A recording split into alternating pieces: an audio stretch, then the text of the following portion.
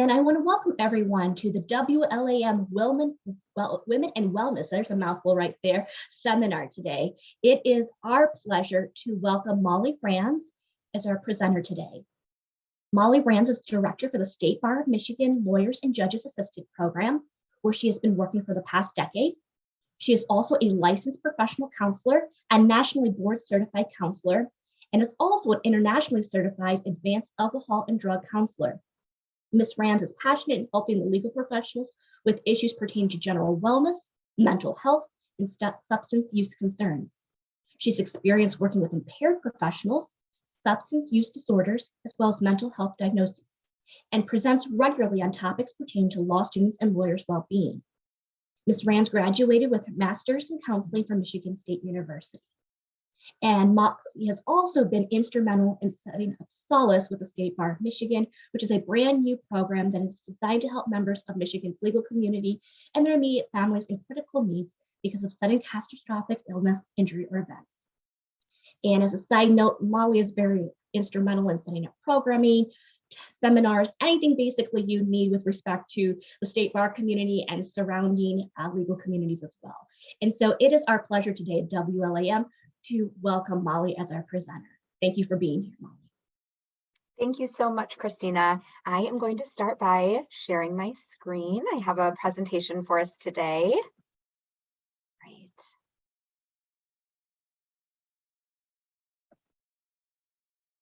All right, great. Hopefully everyone can see that and hear me.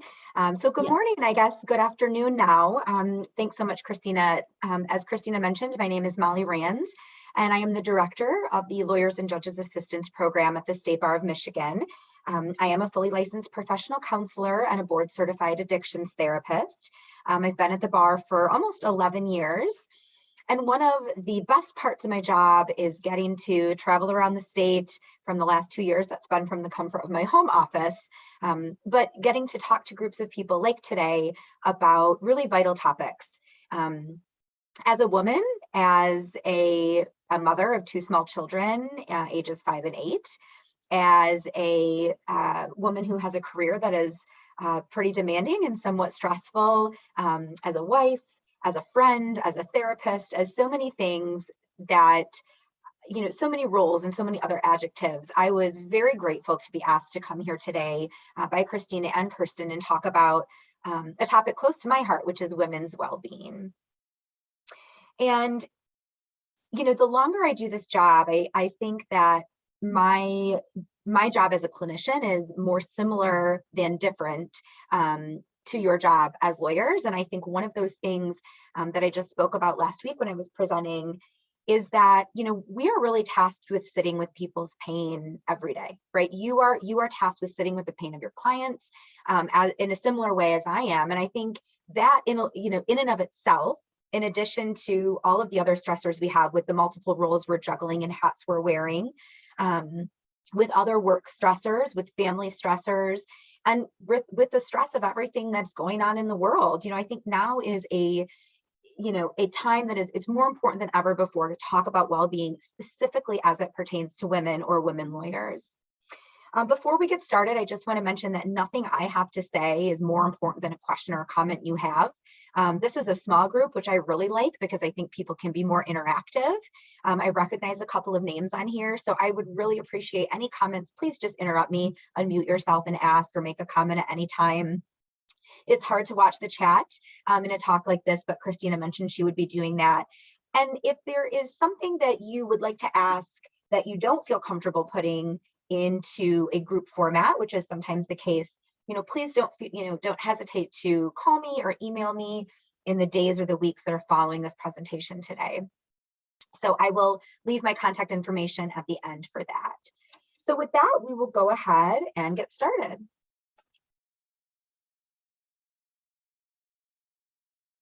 All right. So, you know, International Women's Day was March 8th. So I think it's very fitting that I'm here today talking about women's well-being.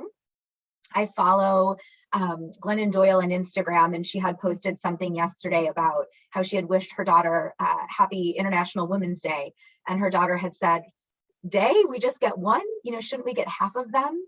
Which I thought was very appropriate for this conversation today. And I want to start out by talking about well-being as it relates to lawyers in general. And, let's take a look at what well-being looks like for lawyers in general. And then I want to break that down and talk about what that looks like for women lawyers. And then I want to break that down even further and talk about how the pandemic has really influenced that. And then, of course, summarize with what are we going to do about it, right? How do we take care of ourselves with the information that we're learning about today? So in looking at lawyer well-being in general, I always like to start these talks with the prevalence of substance use and other mental health concerns among American attorneys study, which is now very infamously referred to as the Lawyer Study out of 2016. And this study, which many of you may have heard about or be familiar with, was done by Hazelton Betty Ford Foundation and COLAP, which is the Commission on Lawyers Assistance Programs through the ABA. And this was really the first study we had on lawyer well-being since 1990. And, we found some things that I think those of us on the ground floor know, that we had been seeing every day, those of us in the LAP world or the Lawyers Assistance Program world. But what we found in general was that lawyers are experiencing mental health, substance use issues at statistically and significantly higher rates than the general population. We found from this study, which was surveying nearly 13,000 lawyers across the United States, that between 21 and 36% of the attorneys surveyed were positive for harmful or hazardous drinking. Now, that range had to do with age, and we found that those in the first 10 years of practice were at highest risk, which is interesting because that's really the opposite of what we found in 1990. In 1990, it looked as though the longer you practiced law, the more difficult your troubles became. And now we know it's actually the inverse. So those early lawyers, young lawyers, 30 years of age and younger, junior associates, the first 10 years of the practice, those folks are really struggling the most. But in general, we found that about 20% of lawyers are acknowledging that they have problematic alcohol use, and that's significant. Nearly 30% of the 13,000 attorneys who took the survey acknowledged that they were struggling with depression at the time of the survey. Another nearly 20% indicated the same for severe anxiety. And 23%, so nearly a quarter, indicated that they were experiencing difficulties with high levels of stress. And it wasn't just at the time of the survey. When we surveyed those 13,000 attorneys, we found that 61% indicated that they had experienced severe anxiety at some point in their career. And another 46% endorsed the same with regard to experience of depression. So, this information is remarkable, and it tells us that we have some issues within the legal profession that we've really got to start paying attention to. And that is that our lawyers are struggling. They are having higher levels of stress, higher levels of depression, higher levels of anxiety, and higher levels of substance use than the general population. And I have a lot of people say to me, when I'm talking, well, Molly, I think this is just, par for the course in a high stress profession. And I think that's a valid hypothesis. But when we look at other high stress professions, like physicians or surgeons, for example, the lawyers are still surpassing them. So we know that something is unique and happening in the field of law. If, for example, lawyers have a suicide rate, you guys, that is 6 times the rate of the general population, 6 times. So there are some really significant issues here. The study is compelling and it's suggestive of the need for lawyers' assistance programs, right? Lawyers have unique concerns, clearly, and so we need unique treatment to address that. And, it's essentially what LAPs are in existence for. So I start by sharing what lawyer well-being looks like in general before moving on to looking at what this means specifically for women. So the infamous 2016 study, it was really the impetus for change in the legal profession. I've been at the bar for almost 11 years, and although some days it feels as though, we're moving at a snail's pace with regard to acknowledging and talking about mental health, other days when I look back, I realize that we've come so far.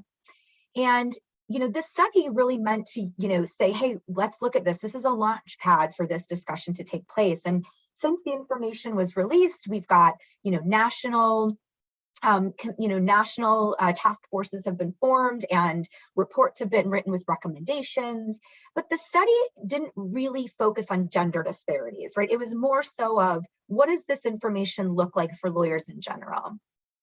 So I decided to take a deep dive into the study for the purposes of today's presentation and pull some additional recent research on women's well-being to try to look at what does well-being look like for lawyers, but what does it look like for female lawyers versus male attorneys? And it was interesting. So for the infamous 2016 study, the audit is a test that is utilized to measure someone's potential for having problematic, harmful, or hazardous alcohol use. It stands for the Alcohol Use Disorders Identification Test. And though male attorneys scored higher on the audit overall, female attorneys actually scored significantly higher on the audit C, which are the first 3 questions of the audit. So the latter questions of the audit focus more on consequences from drinking, such as, are you experiencing blackouts? Do you drink in the morning? Have you, sustained injuries while drinking? And so whereas men scored higher on that overall, male attorneys, the women lawyers scored higher on the first 3 questions, which focused on quantity and frequency of alcohol use. So women lawyers are saying we're drinking more and we're drinking more frequently than our male lawyer counterparts in a problematic way. So this is pretty startling, right? That women lawyers are scoring higher with regard to how much they're drinking and how often they're drinking. Whereas males had higher levels of depression from the 2016 survey, women lawyers had significantly higher levels of anxiety and higher levels of stress. So when you look at the 13,000 lawyers who took the study out of 2016 or took the survey, women lawyers are abusing alcohol more often and more frequently. They have higher levels of anxiety, and they have higher levels of stress than their male attorney counterparts. So now let's talk about some really specific information that is gender specific for risk factors for mental health and attrition. This is a new study, you guys, 2021 from Anchor and Krill, and it looked at gender specific risk factors for mental health issues and attrition among licensed attorneys. So based on what I just described, we know that the rates of mental illness and heavy alcohol use are exceedingly high amongst lawyers, right? We know this to be true. And we know, I think, historically that attrition amongst women, in particular females in the field of law, has been a long-standing ongoing issue. And so what this study did was it looked at some factors that might be attributing to these issues. They looked at work overcommitment, or feeling like you had to be committed to so many tasks at work that there just were not enough hours in the day. I understand that feeling. Work-family conflict, permissiveness toward alcohol use in an organization, so the extent to which your employer encourages drinking amongst its employees or is supportive of alcohol use, and the likelihood of promotion, what these 4 factors, how much they influenced mental health issues, how they influenced problematic alcohol use, and how they influenced attrition, and what were the differences between men and women lawyers in this study. I found this fascinating. So this looked at nearly 3,000 lawyers, and it found that not only were anxiety and stress and hazardous drinking higher amongst women, which we found from the 2016 data, but actually depression was higher for women as well. So our women lawyers versus our male attorneys were depressed, they were more anxious, they were more stressed out, and they had hazardous drinking in higher numbers than their male counterparts. We found that nearly a quarter of women lawyers had contemplated leaving the profession for mental health concerns versus only 17% of their male attorney counterparts. Not surprisingly, ladies, we found that the work-family conflict was the #1 predictor for women leaving the profession. And I can say, personally, I understand, and I think we're going to talk about what that has looked like with the pandemic. I think it's noteworthy that this study was done in 2020, I think 2020, 2021, which was in the middle of the pandemic, and I'm sure that impacted responses. We have information that tells us that attrition rates for women attorneys are 150% higher than that for men. And a lot of the information says that women lawyers are leaving the workforce after being in the organization for 15 years or more. And you lose so much when you have someone who's been there for a significant period of time. Institutional knowledge that can't be replicated. Whereas men identified overcommitment as being the impetus for leaving the workforce or leaving their jobs, overcommitment was also related to higher psychiatric distress, and higher psychiatric distress was greater amongst women. And the majority of people, which is probably not surprising to you all on this talk, the majority of people who took the survey said that they were working over 40 hours per week. So back to that, overcommitment piece. So what I took from this information was, number one, that women are experiencing greater levels of anxiety, stress, depression, and problematic alcohol use than their male attorney counterparts. That work-family conflict was the number one reason that women left their jobs and endorsed, difficulties with mental health. That the likelihood of promotion, this was really interesting, the likelihood of promotion, it increased men's willingness to stay at their current job. So when you asked male attorneys, if you were likely to get promoted or the thought of that, would you stay where you were? And, men said, yes, that would help me stay where I was. For women lawyers, this did not impact their willingness to stay or go. And what that tells me is that women are not promoted nearly as often as men, and so they don't even look at this as a possibility to impact their willingness to stay. And in fact, when you break that down slowly, in this study in particular, 53% of the women said that they had been denied an advancement or a promotion, whereas only 7% of men said that they had experienced that same denial for advancement or promotion. So, it's also very clear from the data that workplace attitudes or the permissiveness about alcohol use, encouraging, colleagues drinking or going to the bar after work or getting together and drinking in a social setting, that significantly impacted women lawyers' risky or hazardous drinking. The last takeaway that I took from this information, I found it really interesting that significantly more men from this study reported being married and having children. And yet the work-family conflict was the number one predictor for women leaving their jobs. So for me, that really says that the anticipation of work-family conflict may be so influential to female attorneys that they maybe choose not to marry or start a family for that very reason. So just all really important things to consider as we talk about well-being as it specifically relates to women lawyers versus male attorneys. Okay. So we have all that information, right? We know what lawyer well-being looks like in general. We know what it looks like for female attorneys. What about the impact the pandemic has had on women?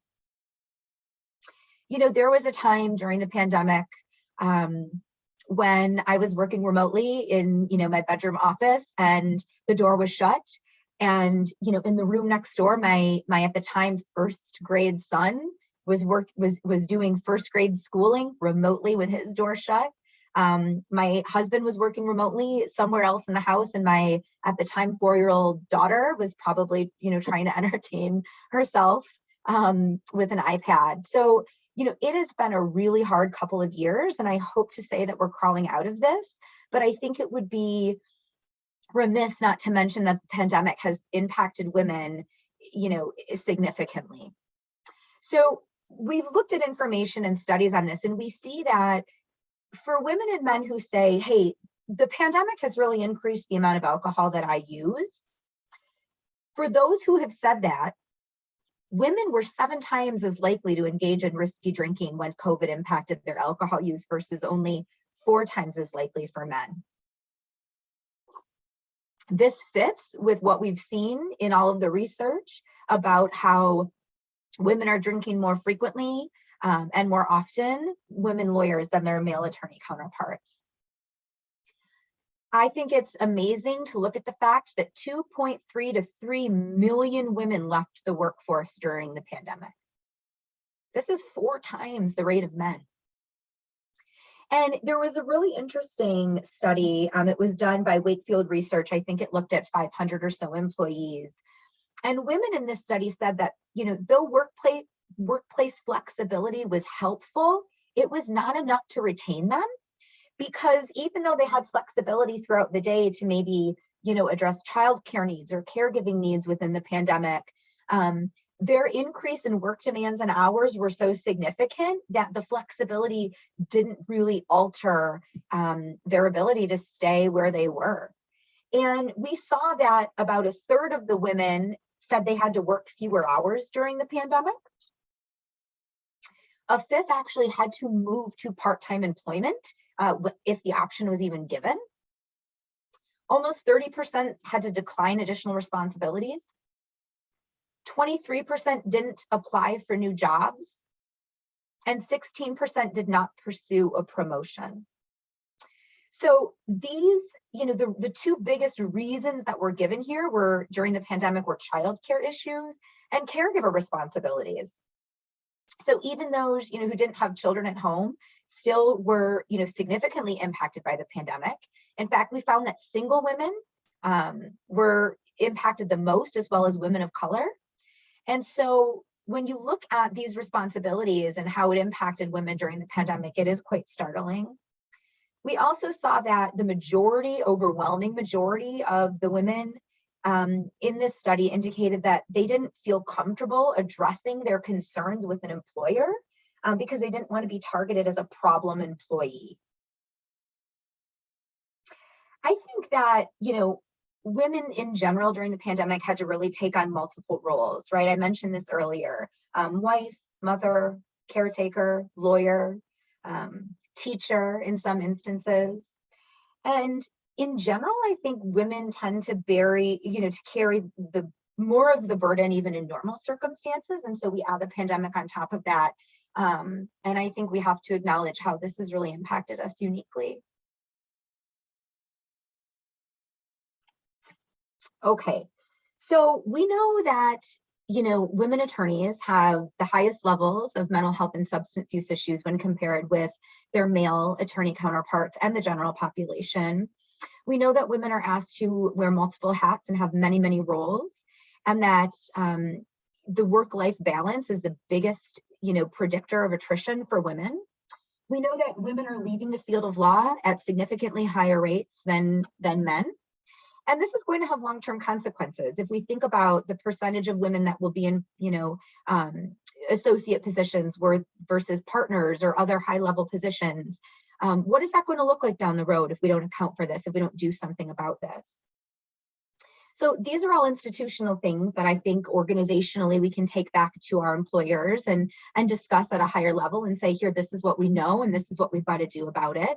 And there are a lot of practices that organizations can put into place. But I'm here today to talk about what we can put into place personally for ourselves, because we don't always have control over what other people do. I just spoke last week, and I spoke on this last week, and I see a couple of familiar names. They may get this information again, and I hope it's just as helpful now as it was at that time. So I want to talk about best practices for self-care. And one of the pet peeves I have is if I go to a training or a conference and there's a lot of talk about what the problem is, which is helpful, but there's not a lot of talk about the solution. Or if the solution is discussed, it is so very complex that we would never be able to implement it in a time of high stress. And what happens when we get stressed is that our body is, flushed with cortisol, and our heart races and our blood pressure goes up, and our bodies really prepare for that fight or flight, right? This is historical. Not much has changed in hundreds of years with regard to how we respond to stress. So if you think about the way that our ancestors responded to stress when being chased by a bear in the woods, for example, cortisol dramatically pumps through our bodies, And our immune systems, they actually literally shut down, they slow down. We digest food much slower, which is why a lot of people with chronic stress have indigestion, bowel issues, IBS problems. We get sick easier, right? Because our immune system isn't fighting. All of our energy goes toward protecting ourselves. So when we're running from a bear in the woods and all those things happen, we're preparing to deal with those things. The issue is that now, even in 2022, our bodies and our brains still react to being chased by a bear in the woods. They think it's the same thing. Opening a stressful email looks the same to our brain as it does being chased by a bear in the woods. So what do we do about that? How can we manage that? Because we might have 6, 7, 8, 9, 10 stressors, big stressors that come through every single day. So I want to talk about best practices as if we are learning our ABCs. It's easy to remember, it's easy to implement. A is for awareness, B is for balance, and C is for connection. And I want to spend the last 10, 15 minutes today talking about how we can implement greater awareness, a greater balance, and better connection with others to reduce our stress, give us space between the stressor, the bear in the woods or the email, and the response. Okay, so I think that A for awareness is key. We need to have an awareness of what we're feeling, what our emotions are, for us to be able to begin to tackle the stressors around us and to mitigate that stress. Sometimes we don't know how we're feeling, and sometimes we don't even know we're in a bad mood. I may not know until one of my children or my husband says, "Hey, is everything okay? You know, you seem short with us," or, you know, "It seems like something's bothering you." And I have to take a step back and say, you know what, you're right. It's that email I got this morning at 10 o'clock asking me to do something, and I haven't responded to it yet. So sometimes it takes us just a minute to know what our emotions are. Sometimes it takes us hours. Sometimes it takes us days. But we have to know what our emotions are to know what our needs are. If we are tired, we might need a rest. Sometimes, you know, I hit a wall with work during the day. And I think walls are good because they are there to help us know that we need to take a rest and lean on them. So when I hit the figurative wall, I know it's time to take a rest. And so I usually try to get outside and go for a walk. And then I can come back re-energized. If I'm feeling frustrated or sad or hungry, you know, maybe I'm hungry and I need a snack. Maybe I'm thirsty and I need a glass of water. Maybe I'm overwhelmed and I need to say no to a couple things. You know, how do we sit with our emotions to find out what we're feeling so that we know what our needs are? And we need to have an awareness of what resources are available to us. The Lawyers and Judges Assistance Program is an excellent resource available to everybody on this conversation today. We offer confidential help. It is personalized, it's supportive, it's comprehensive. You can call us and you don't even have to tell us your name. A resource might be a friend or a family member. It might be the Women Lawyers Association. It might be a local or affinity bar. It might be the state bar. It might be a therapist, a support group. And then finally, once we figure out what our emotions are, which I encourage everybody to do, you know, sit at the end of the day and say, how am I feeling? I want to check in with myself. I picture this guy right here holding a mirror up and looking into it and figuring out what's going on. If we figure out our emotions at the end of the day, trying to figure out what we might need, what resources are available to meet those needs, and how do we set limits? How do we set boundaries? I like to save the limits and the boundaries discussion to a whole nother slide. And I like to relate this to our limits and boundaries we really need to set with screen time. And I started changing the tone of this presentation when we got well into the pandemic because of how much time we were staring at a screen. I understand the irony of that as I am talking with you all through a screen, and this is virtual and it's changed our lives for the better in so many ways. But how do we set limits with that? How do we set boundaries with that? You know, I have Outlook on my phone and I'm getting notified every few seconds, it seems, that an email has come in. We use Microsoft Teams and I'm constantly getting notified that something has been posted or shared. Internet usage, I mean, we're scrolling the internet for an average of 24 hours per week. Research shows we're getting more than 120 emails coming into us every single day on average. I know I get that many, and I know a number of mine have like the red exclamation that says urgent, read yesterday. What about smartphones? Oh gosh, I remember the first time I got a notification of how many hours I had spent scrolling my iPhone. This has probably been a couple years, but it comes on Sundays now, and it says on average you spent 3 hours and some minutes or 4 hours and some minutes on your phone last week. Just an awareness of that helped me to never get back up to that number again. I was mortified that I spent that much time on my phone. And then what about setting some limits and some boundaries with social media? There are a lot of ways to set limits and boundaries, and I don't think we can do them all, but we can maybe implement 1 or 2 techniques. What about setting a do not disturb during dinner, or not taking a cell phone with you on a walk? What about answering emails maybe 3 times a day instead of 300? And telling people that, I respond to emails between 8 and 9, 12 and 1, 4 and 5. I'll get back with you with one of those periods of time. There are apps where you can actually set limits on social media. So maybe you do 10 minutes a day on Facebook, 10 on Twitter, 10 on Instagram, and when that timer's up, you don't have access to open that again. Not taking your computer with you on vacations or weekend getaways. I have a client who recently started plugging her phone in across the bed from her at night, and even that little change dramatically reduced the amount of time she was laying in bed and scrolling through her phone.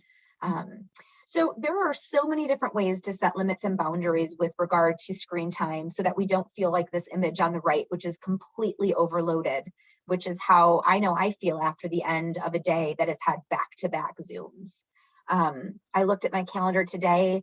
I had Zooms from 8:30 until 6. And so, I need to go in and kind of block some time in between to make sure I'm setting some limits and putting boundaries in place to make sure I'm getting the rest and the breaks that I need. So A is for awareness of our emotions, awareness of our needs, awareness of what resources are available to us, and an awareness of how we can set some limits and boundaries, in particular with regard to screen time or clients, that sort of thing. All right, so A is for awareness and B is for balance. Doesn't this person look so balanced on the right? What we strive to be. I think this is always a hard one for lawyers. I think lawyers are asked to, be dedicated to work all the time. I think, and in particular, when I was talking earlier about work over commitment, I think that, hard work and professional rigor have long-standing, been associated with being an attorney. But I think there's a point where workloads become absolutely untenable, right? They are threatening to diminish our own well-being and our own mental health. And I think that in turn, impacts the cases and the clients and the work that you're doing and the work product that's delivered. They're, increased with, overcommitment is directly related to chronic stress. And we've seen that chronic stress has been consistently associated with lower cognitive functioning. So how do we create balance in our lives so that we're dedicated to work and we're doing that, but we're also having enough time to engage in other activities, to play, to rest, to have relationships?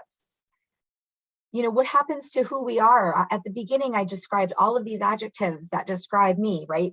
Therapist, director, mother, wife, traveler, friend, right? We are so many more things than just how work defines us. You are all so many more things than a lawyer. I mean, a lawyer is a wonderful, great thing to be. There are also many other things that are wonderful and great about who you are as individuals. So how do we create balance? Well, if you don't have enough to do already, I really encourage you to take this slide home and to look at it and to try to figure out how to increase balance in your lives. This is a really good, healthy homework assignment.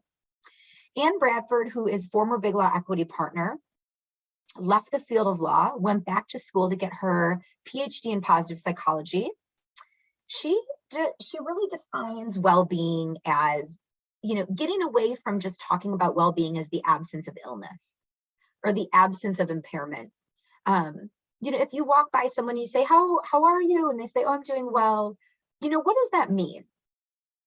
Do you say you're doing well because you got out of bed, took a shower, you're functioning? I mean, those are good things to be able to do. But I think we need to get away from just looking at well-being as the absence of being ill and look at well-being as thriving in all of the dimensions of our lives.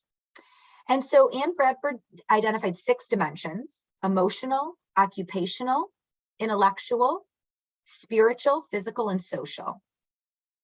And I ask you all to look at these and to find out how you can create better balance in yours. So maybe your occupational dimension is really great. You're thriving at work, you're satisfied with your job, you feel that you have financial stability, you feel enriched. Maybe that piece is really good for you. But maybe, your emotional dimension isn't so great.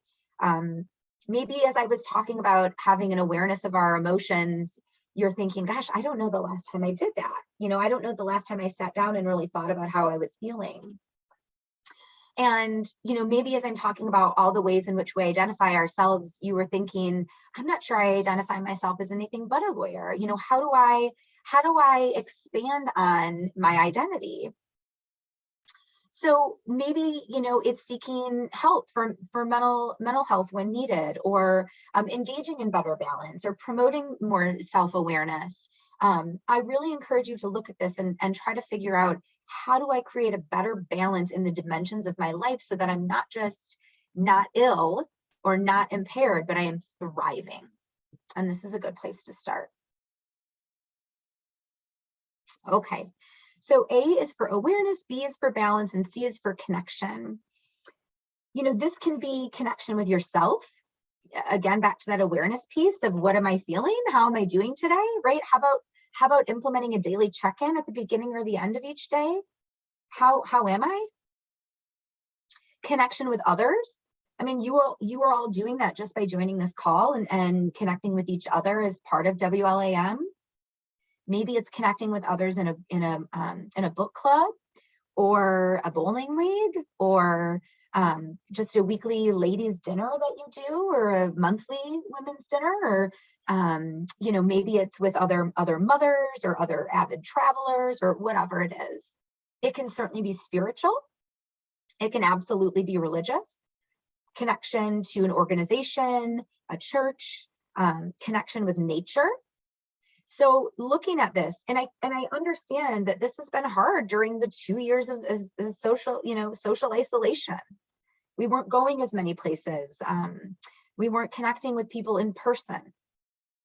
So that, we've probably had to be pretty creative with that. So what does the connection look like for you in your life? Family, friends, yourself, nature, spiritual connections, organizations. Are you connected? We know people who have awareness, self-awareness, who are able to identify their emotions and their needs, their resources, and they're able to have an awareness of what limits and boundaries need to be set. We know people who have balance in their lives, and we know people who connect with others do much better at being resilient. They are able to manage stress way better than those who lack awareness, balance, and connection. They are able to be optimistic, and they are able to bounce back from stressful situations much more easily. All right. And when, our own self-care techniques aren't enough, when our ABCs aren't enough, help is available. Therapists are trained to offer support and help when our own self-care is not enough. One of the things that I appreciate is, well-being being a phrase that's commonly used now, self-care. You hear it in the news, attorneys are starting to talk about it more. I'm getting invited to more organizations to talk about it. People are willing to talk about it and discuss it and try to implement it. I think that's wonderful. I think one unintended consequence of that is that there's this assumption that if we're not okay, that we're not doing wellness well enough, that we're not doing self-care the right way. And the reality is that sometimes we need support. Sometimes we can't do it alone. Self-care, sometimes people will talk about it as the one massage or the one vacation, which I think are great. I love taking vacations and getting massages, but true self-care, in my experience, is creating a life you don't need to escape from with that one thing here or that one thing there. When you're coming back and it's piling on right away again, right? So help is available. And as I talk about that help, I want to specifically talk about the help that's available through the Lawyers and Judges Assistance Program. So as I mentioned, and I'll mention it again, we are a confidential program. We are staffed by an excellent team of clinicians who specialize in working with legal professionals.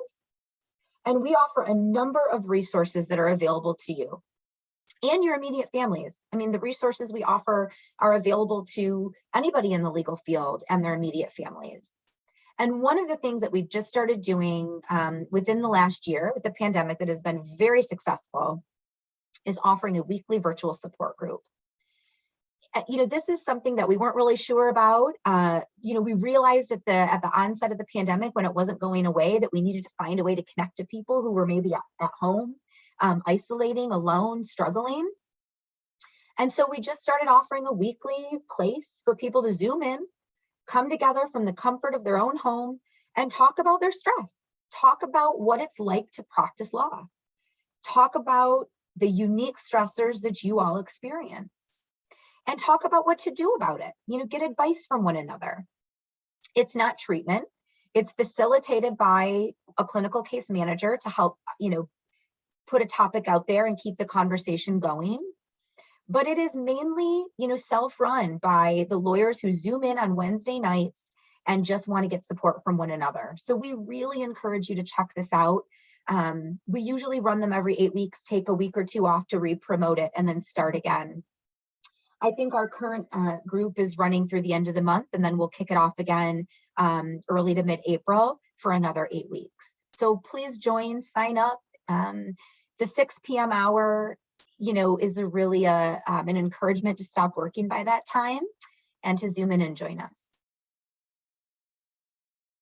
I am grateful for Christina mentioning the Solace program at the beginning of the conversation today. This is something that I am so proud of. This program is truly changing lives. Solace stands for Support of Lawyers, Legal Personnel, All Concerned Encouraged. And this is a program that I worked pretty hard at getting up and running and off the ground, and Christina helped, was so instrumental in this, with getting Solace implemented in Michigan and now overseen. And this is a program that offers support and help to any member of Michigan's legal community. Lawyer, judge, law student, bar applicant, paralegal, anybody working, a clerk, anybody working in a firm or an organization where the law is involved, and all of your immediate families. And when there has been a sudden catastrophic illness, injury, or event, we put the request out to the Solace Network, which are just folks in the legal community who have volunteered to be getting Solace correspondence. We have over 15,000 folks that have opted in so far voluntarily. And they respond if they can help. 100% of our requests have been met, most of them in minutes. One of the requests that was met that makes me think about, females in particular, women, and the pandemic and how this has impacted us. We had a woman request assistance. She was working in a law firm, and the pandemic made it impossible for her to find reliable childcare that was affordable. And so she was missing work. And she didn't have support of somebody she could, drop her children off with when her childcare wasn't open because of COVID exposure or what have you. So she said, hey, I can pay for childcare, but I'd like it to be affordable, and I just don't have any options. Does anybody know of options that I can utilize during the pandemic? And we put the request out, and within minutes, hundreds of attorneys said, here are options in your area I can connect you with. And she had that need met instantly. We had a woman recently, a lawyer, who was diagnosed with a very rare medical condition, very out of the blue. And she just didn't know where to go, where to turn. Had the resources, had health insurance, but didn't know where to turn. We put the request out to the network, And instantly, someone knew someone who knew someone who had this diagnosis. They were able to connect. The network also provided her with durable medical equipment, gift cards to get back and forth to medical appointments and physical therapy. So these are all examples of the way that Phallus has helped, and it's here to help you too. I really encourage everybody to opt in or go to the webpage and just check it out.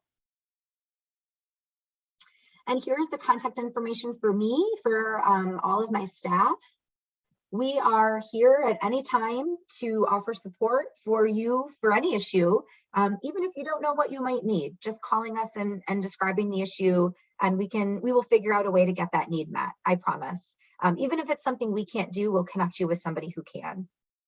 So with that, I have about 10 minutes, and if there are any questions, I'm happy to answer them now, and if not, that's okay too.